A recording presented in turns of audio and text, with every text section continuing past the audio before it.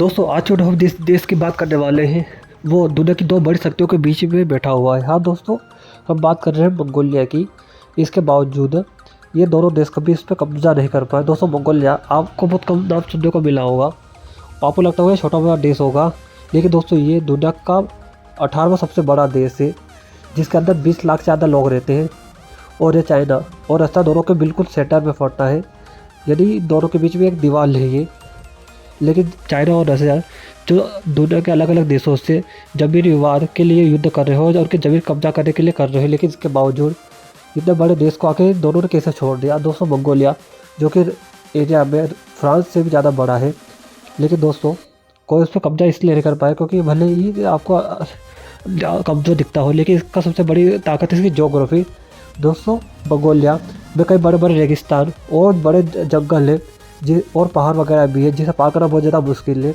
और दोस्तों मंगोलिया हमेशा से एक समय में मंगोल एम्पायर यहीं से शुरू हुआ था और एक समय ये मंगोल एम्पायर के आता था, लेकिन मंगोल एम्पायर ख़त्म हो गया। लेकिन इसके बावजूद आज भी ये देश अब तक बचा हुआ है। एक समय पर ये देश किंग डायनेस्टी के अंदर भी आता था। जब मंगोल एम्पायर ख़त्म हुआ तो किंग डायनेस्टी ने मंगोलिया पे कब्जा कर लिया और कई सालों तक मंगोलिया पे कब्जा करके रखा। लेकिन 1911 में जब किंग डायनेस्टी का अंत हुआ तो मंगोलिया ने अपने आप को खुद को आज़ाद घोषित कर दिया, जिसके बाद चाइना के लोगों ने इसका खूब विरोध करा। लेकिन मंगोलिया ने अपने आप को स्वतंत्र ही रखा, वो कभी चाइना के अंदर उसके बाद नहीं आया। 1911 के बाद चाइना ने कई सारे युद्ध वगैरह करे, लेकिन वो कभी मंगोलिया पर कब्जा नहीं कर पाया।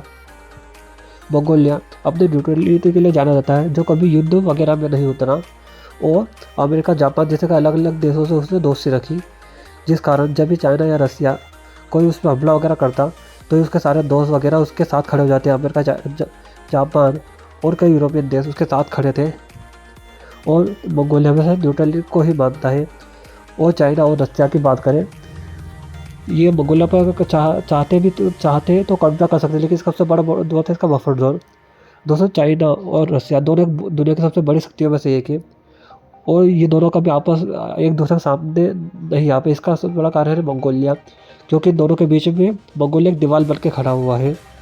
अगर चाइना या फिर रसिया इन दोनों में मंगोलिया कब्जा कर लिया तो रसिया और जापान, रसिया और चीन दोनों एक आमने सामने आ जाएंगे, जिस कारण का युद्ध होना पक्का है। यही कारण है कि ये दोनों देश एक दूसरे के सामने नहीं आना चाहते, जिस कारण उन्होंने कभी मंगोलिया कब्जा करा है नहीं। और मंगोलिया भी सबसे दोस्तों लगा के रखता है, जिस कारण मंगोलिया की दोनों से अच्छी दोस्ती है और वो मंगोलिया को इस युद्ध भी नहीं करना चाहते। यही कारण है कि इतनी बड़ी शक्ति होने के बावजूद भी मंगोलिया अभी तक बचा हुआ है। और दोस्तों मंगोल एम्पायर जिसमें चंगेज़ खान वगैरह जो बड़े बड़े एम्पायर आते थे वो भी मंगोलिया से निकले हुए हैं। और दोस्तों आपने जो मुगल एम्पायर में अकबर, औरंगजेब, जहांगीर वगैरह सुना होगा, वो उनके पूर्वज भी मंगोलिया से ही थे और ये सारे मुगल वगैरह इनका वंश मंगोल से ही ताल्लुक़ रखता है।